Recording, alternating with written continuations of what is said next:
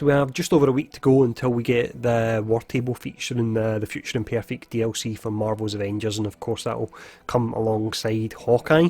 Now with that happening relatively soon, we're starting to get some movement in the game. So we've had a patch today, a pretty substantive one. It had been run about 5 weeks since the last patch, but we got one today. It's pretty nice. We'll run over the patch notes and talk about it. It's got some pretty decent changes to loot, and then also we had a blog in regards to the new biome that's coming with the upcoming DLC. It's called the Wasteland, and it's basically a ravaged future, a future that's been ravaged by the Kree. So it looks pretty awesome, so we'll run over that in the video as well. I will mention just before we jump in, I'm feeling absolutely awful at the moment. We had a lot of snow in Scotland. I got massively carried away building a snow fort for the wee man today. It took me about 6 hours, and I've absolutely done myself in to the point that I'm actually took a holiday off work tomorrow. I feel that bad, so if I do make any mistakes in this video, then let me off in the comments below. But let's jump in and we'll have a look at the Wasteland blog first. So we start off here setting up the scene for the Wasteland. So as mentioned, that's the new biome. It's coming with the Future Imperfect DLC, and it's largely based on the Old Man Hawkeye comics. It says especially the Eye for an Eye arc, so I'll need to actually have a read at that one. Just to set up the scene, we'll read through a little bit here. So in our timeline, the Kree, they attack Earth for reasons unknown. Global battle ensues, killing most life on the planet. The Kree are deploying their giant sentries, so that's the one you've seen at the end of the game that Miss Marvel actually fought. They are ravaging Earth's defences. Humans managed to take down some of them, and their metal carcasses are still littered across the desert world. The devastation was so large that massive land masses shifted, causing catastrophic damage to the world and destroying most of the infrastructure. The atmosphere has become so polluted that the sun is really visible, causing any kind of life to be suppressed. There is almost no vegetation, no animal life, and barely any humans left. So that certainly doesn't sound good. Then going to talk about some of the principles behind creating this new biome. So they mention it should be disorientating since tectonic plates have moved around, new canyons have been created, nuclear bombs have went off, which is interesting, and that is why the Wasteland is its own region on the War Table. It's an undefined place, so it's actually a completely brand new zone, because essentially Earth isn't what it used to be at all. They talk about something that I've never seen them mention before. They say there should be points of interest every so often to allow players to view the world and immerse themselves in it.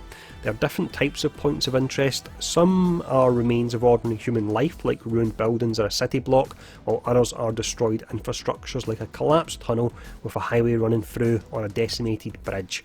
And then they actually show you some concept art of them as well. I'll link the blog so you can check that out if you want to, but curious what the points of interest are. If they're just actually places within the map, or something will happen, you'll get some kind of cutscene, or the camera will spin round like Assassin's Creed or whatever when you actually get to them. So interested in that for sure.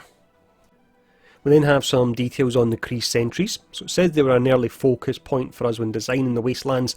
There is one sentry in the Reassemble campaign, again the one Miss Marvel fought at the end, and it was a terrifying herald of what was to come. Now I'll just mention the fact that if you explore the lore of the game, when they talk about that particular sentry, they say it's more of a science model and it doesn't have a lot of weapons on it. So if you thought that one was pretty crazy, if they remember that is that the lore actually mentioned this, we should see some jacked up versions of them actually in the future. But to continue here, in the Wastelands there are lots of them strewn across the landscape, and these are just the ones that were defeated in battle. Some have landed on top of structures, others are half buried in the landscape.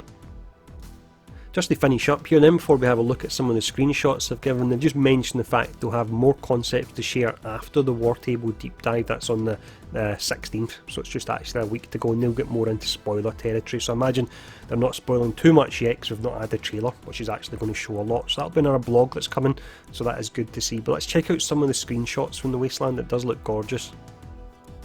So we've got the first one here, so you can see the skyline and how destroyed it actually is. And then this image we've actually seen a few times, the petrol station with that particular sign. And then next up we've got the tunnel. We've seen Hawkeye actually walk through that. And then just to finish up here, we've got this one here, and if you look just to the left of the bridge, you can see the destroyed Kree sentry. That actually is going to be pretty awesome, going through the landscape and seeing all the destroyed sentries everywhere. But that's all the screenshots, and that's the Wasteland. So let me know what you think about that in the comments, and let's jump in now and have a quick look at the patch notes.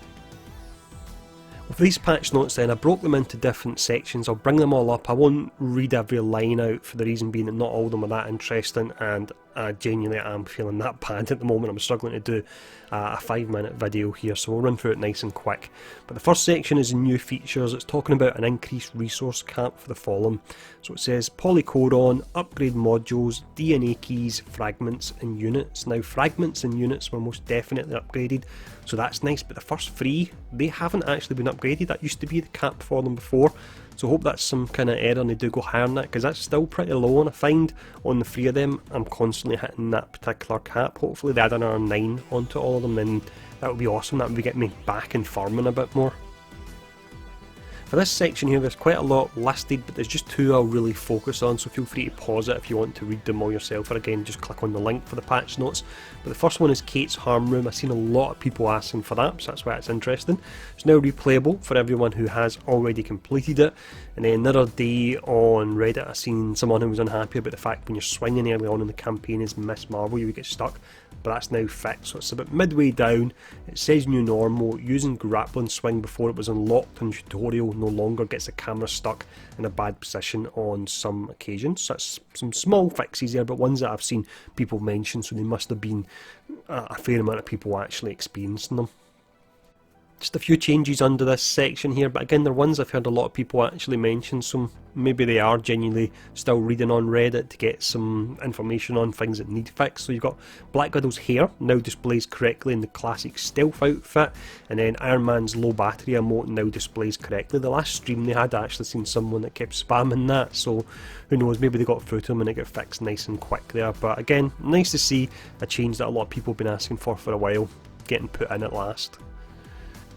Quite a few more bug fixes here. Once again, I'm not going to run through them all. The one that stands out for me, I've heard someone in Discord that was having a lot of trouble with it.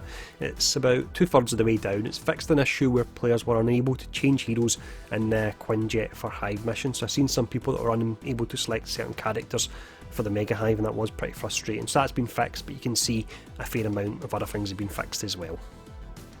We have quite a lot of changes here, most of them focusing on Kate and other heroes, but specifically Kate. Now, looking at the first one that was interesting, pressure plates now activate correctly after performing combat around them. Players were having to use emotes on the plates to get them to activate, so that was a bit of a pain, but that's now been fixed.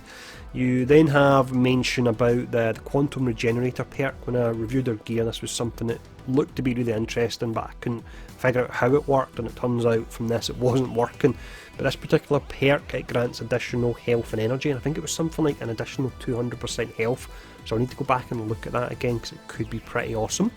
We then have talk about the Blink Shroud perk that comes on your slot 3 legendary item. I can't remember the name of it offhand, but that's the one that basically when you use a teleport move you get your ultimate essentially for 5 seconds, which wasn't working as intended. I think the patch notes are wrong here. They state that the perk correctly activates Kate's ultimate heroic. I believe it shouldn't be doing that. That's what it was doing rather than Quantum Shroud. They use the word quantum a lot in their kit and it makes it really kind of confusing. And with how I'm feeling at the moment, I don't think I can break it all down, but I'm pretty sure this isn't working as intended. If anyone wants to break it down in more detail in the comments below for everyone else, then feel free to do that there. And then right at the bottom there's something that's been happening a lot, and they say it's fixed, and it still happens, so fingers crossed they've nailed it. Fixed multiple issues with enemies spawning out of bounds. We then have what I believe is the most interesting and really useful changes here. This is changes to the loot. So we scroll about a quarter of the way down here, and it's to do with vaults. So vaults no longer drop rare gear if you're above power level 80 as mission completion rewards. Instead, epic gear and legendary hero sets will now be rewarded. That's nice, but it should be the case across the board. When you're above power level 80, you don't get the blues dropping anymore, never mind it just vaults, but as a step in the right direction. You've then got changes to Hive Mind gear, so melee and ranged items will now have their third perk tied to what status effect rolls they had as a first and second. So as an example, if you get 2 plasma perks, the third will be plasma reinforcement or Jarvis related, so that's a nice change. Sometimes you would get gear drop with one element and that same piece of gear would boost a different element, which was just completely infuriating. Cosmic damage perks can now appear on Hive Mind gear as well. changes to Tachyon Surge gear. So defensive perks will now appear more on defensive gear, and ranged focus perks will now appear more on ranged gear. It is awesome, but it's something that should have been done really in the first instance with gear. And then there's mention of cosmic gear, adding more cosmic arrow perks for Kate. Awesome change to Last Avenger Standing, so gear dropped after the first overall completion will always be legendary Jarvis gear or exotic hero gear with an equal chance at either. So essentially when you run Last Avenger Standing, that's the 14th floor Hive, you've got a 50% chance to get either Jarvis barrier gear, which is pretty awesome, or exotic gear. So that's an absolute fantastic change, and this is roughly what it should have been anyway, to be honest, because it does take around about an hour to run this particular level and there's so many variables on the gear, but this is a good change. And then there's something that's quite controversial here. Due to future refocusing efforts, players can no longer complete challenges in the harm room that require defeating a specific enemy or defeating enemies using a specific attack damage type. Generally people, when you have your dailies, they go into the harm room to complete them, so you can't do that anymore, which it does sound pretty rubbish. I think the reason they're doing it is Phil's talked about there's going to be big changes coming to the harm room, so I'm hoping they personally make it more like a training room where you can choose to spawn particular enemies to go up against, or choose to spawn dummies and so on, so you can try and take them down within a time and see how your build's working out against other people. So yeah, definitely this doesn't sound good, but in the long term hopefully the changes that are done to the harm room will make up for that. So that's everything there. I've actually made it to the end of the video. I didn't think I would. Hopefully I've not made too many mistakes or anything like that. I know I did jump over a lot of the patch notes, but it was just the real interesting stuff that I was wanting to focus on, and again there is a link to it all in the actual description.